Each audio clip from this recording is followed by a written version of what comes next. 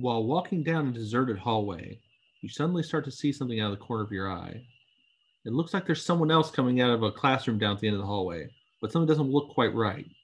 They're kind of walking with a limp, and if you listen real closely, you can hear this low guttural sound. You look for a place to run, but there's nowhere to go. You don't have a sword or anything like that on you, okay? So how are you going to fight off this monster approaching you? Well, with your knowledge of chemistry, of course, okay? Welcome to Chemistry and Chaos.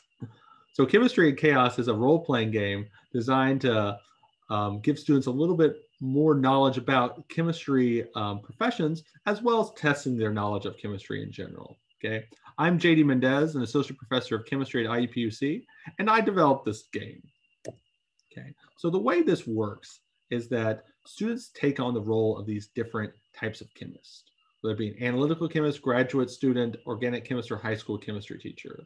Okay, in a similar vein to like Dungeons and Dragons, all right, students take on these roles in order to solve problems as a team, all right, and learn a little chemistry along the way. Each different type of profession has a profession description, which gives a little background along what that is, okay, because it's entirely possible a student might not know what an organic chemist is, okay, so this gives a little bit of information about that, as well as unique aspects to that profession that are going to relate to the game. Okay, so instead of things like strength or dexterity, we have math proficiency and perception and technological prowess. Okay, these change depending on what the profession is. Each profession also has a certain set of skills, all right, that are going to help these students or participants along the way when they're solving these problems. Okay, these skills are really an expansion on that profession description, but they're meant to be a little tongue-in-cheek, kind of fun way to describe what you might do in this profession. Okay, so for example, an analytical chemist has equipment mastery because they use equipment instrumentation all the time. But a high school chemistry teacher has a teacher's lounge because they can rely on the different knowledge of their fellow teachers to solve different problems. No matter what the profession is, all right, the students are all given essentially a prompt, all right, depending on what subject you're reviewing. So in this example, the students are told that they are at a chemistry conference when they all become trapped in a room, okay?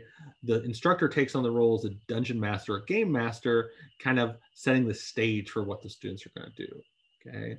If the students look around by asking questions, all right, they find that they could use thermodynamics to either bust down the door to get out, or with persuasion and a little bit of luck, talk to one of the other characters in the room to find out there's a safe that they could unlock using their knowledge of balancing chemical equations to get a key to get out of the room, okay? There's also different types of questions we could have. So some questions might have the professions working by themselves, but this example, the students are seeing that a monster's approaching, and so they all know that, you know, monsters and everyone are afraid of chemical formulas and chemical talk. So if they yell out the correct formulas to these different equations, all right, they can actually get this monster to go away. And of course, if they're wrong, the monster's going to keep going quicker. Okay.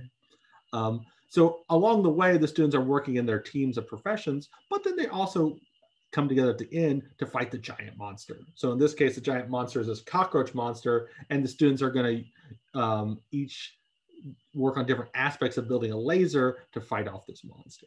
Okay.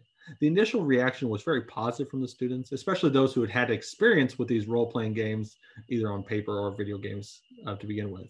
But really, the only all the information they need is given in the profession description, so no one really felt left out, and they all really had a good time with it. The goal for the future is really to expand this into different types of examples, as well as maybe different subjects as well. There's no reason this framework couldn't work for physics in addition to chemistry or any other discipline for that matter.